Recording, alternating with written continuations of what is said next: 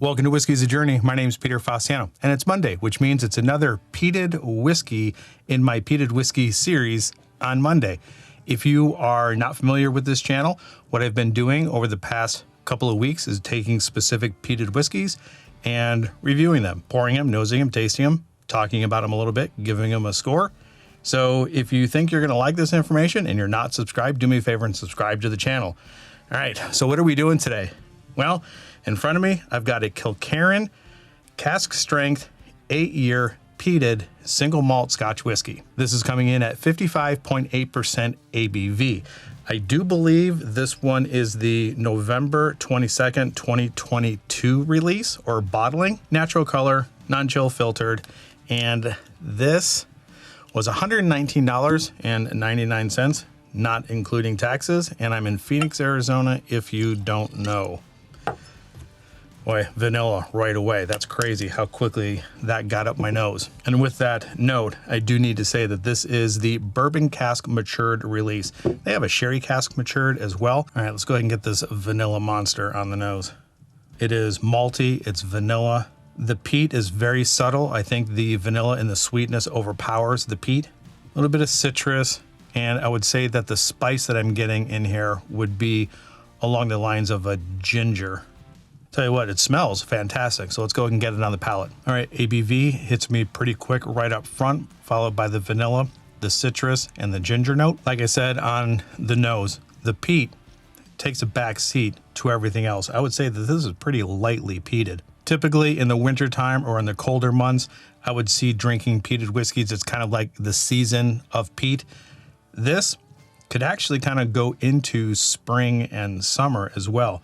It's very crisp, it's very refreshing, and it has a low amount of peat. So I'm guessing the ppms, the phenols per million, if that's what they call it, is relatively low. Either that or I'm becoming completely peat blind. As I'm sitting here, there is a little bit of barrel tannin on the side of my tongue. I would say that the finish is somewhere around short to medium. This definitely makes you want to go back for another sip. And since you can't really trust that first sip, let's go ahead and get into that second sip and see if there is anything else that I can pull out of this before I add water to it and talk about Kilkerran a little bit. ABV, citrus, small amounts of smoke. That spicy note is there, and now it's pepper and ginger. The sweetness that I'm getting would be those light fruits. Obviously, like I said, there's that citrus note, but I would say there's a very slight amount of sweet peach, and overall, it's crisp. If I had to categorize the peat that I'm getting, if you're new to the channel, I categorize peat in 3 different ways. On one side of the spectrum, I get iodine, rubber ball, tar, that kind of thing. Right smack dab in the middle, that kind of borders the two or bridges the two together, would be a campfire smoke, an ashy log, an ash note. And then on the other side, I end up getting a smoked meat, burnt barbecue sauce, a savory, meaty type peat note. And I think this, with the subtlety of the peat, is right in the middle of the ashy log and savory meat, right in there a little bit. I don't get any iodine, rubber ball, or tarry notes. I wouldn't say that this is a very deep, complex pour, but what's in the glass is pretty decent. I hate to say these words, but it's a little bit forgettable just because it lacks a little bit of depth. So what I'm going to do, since this is cask strength, I think it'll absorb some of the water. Let me put a couple of drops of water in here, talk a little bit about Kilkerran, let the water do its thing, and then we'll move on to the last nose, the last sip, and give it a score. And that was a healthy amount of water. Let's give it a roll in the glass and talk about Kilkerran. And before I jump into this, I'm not an expert. So if there's anything that I did not say, or if it's not exactly correct, let me know in the comments down below. And if there's any other information that you know about Kilkerran that you think viewers would like to know, post those in the comments down below. Kilkerran is made at the Glengyle Distillery and then opened up in 2014. It was the first Campbelltown distillery that's been opened in 125 years. And if you're familiar with Campbelltown, you know that Springbank is in Campbelltown.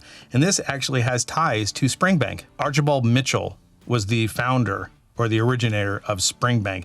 And he had two sons, William and John. And if you know whiskey, you know farming and whiskey or distillation kind of go hand in hand.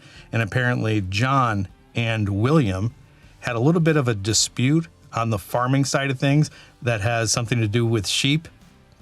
Post your comments or your jokes below, or you can just leave those alone. Well, that dispute that they had caused William to leave the family business and go open his own distillery, which is the Glengyle Distillery. Everything was going okay for a while, and just like everything else in the early 20th century, everything took a nosedive, and eventually the Glengyle Distillery shut down. It was bought and sold a couple of times, but eventually in 1924, it shut down for good. But the building stayed in relatively good condition because it was being used for other things.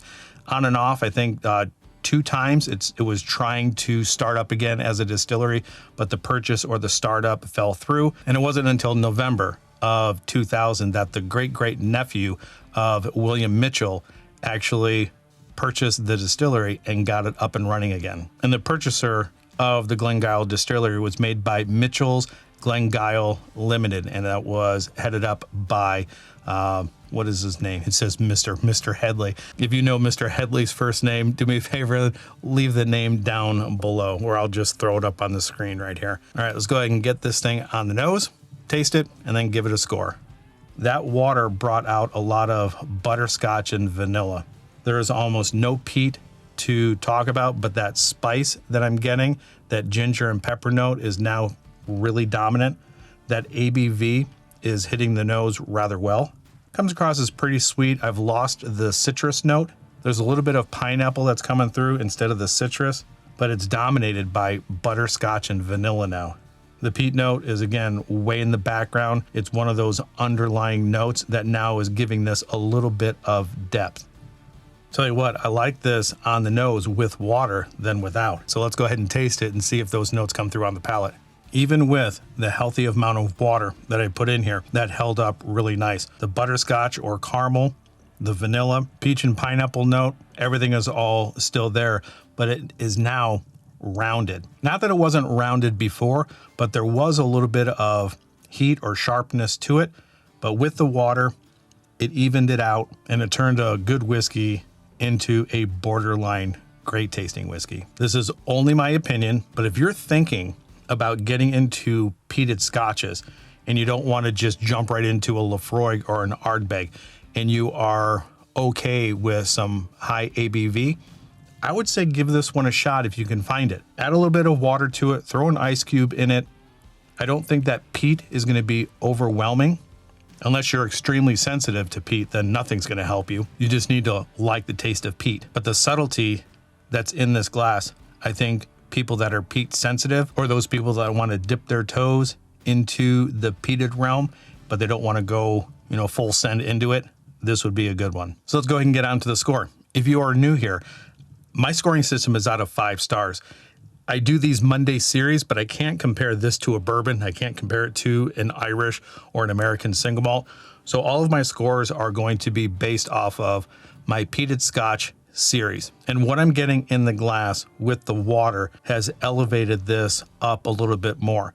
I was originally thinking about giving this just a 3 or a 3.25 without water, but the complexity of this has now changed, and the depth has now changed with that water. The butterscotch and vanilla note is really good. The subtleness of the peat is still there, but it gives it another layer or a little additional depth to it. The ABV was knocked down just a little bit with the water, and it smoothed out the, I would say, rough edges, not sharp edges, but rough edges to it. The ginger pepper note for the spice is really good, and it's well balanced with the amount of sweet that I'm getting with the butterscotch and vanilla. I'm liking this quite a bit with the water. And if you're not new to this channel, you know that I like sherried whiskeys, but over the course of the last couple of months, that sherry, honeymoon is a little bit, it's wearing off a little bit. And I'm now starting to gravitate and want to reach for ex-bourbon or things that are not sherried. I still like sherry, but for some reason it's just not hitting me the way that it was a couple of months ago. And as you go through your journey, you're tastes and your palates are going to change. You're going to prefer some things over others. And I think at this point, I'm starting to prefer a little bit of ex-bourbon, or those things that are not sherry finished or not sherry matured, which leaves me to a score with the water. I'm going to put this at 3.75. It doesn't quite hit the point of a 4 for me.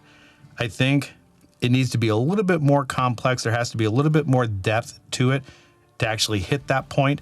But what's in the glass right now, and at this point in my review, I'm really liking this. So I'm sticking with 3.75, even with a $120 price tag. So what do you think? Let me know in the comments down below if you are familiar with any of the Kilkerrans. Would you spend $120 on this to give it a shot to see if you can, tolerate the peat notes that are in there? If you've had any Kilkerrans, let me know in the comments down below which one you prefer the most. And until the next time, wherever you're at in your journey, I hope you're enjoying it. And then we'll talk to you next time with Springbank. I always say Springbank 12, the cask strength version. We'll see you all next time. Cheers.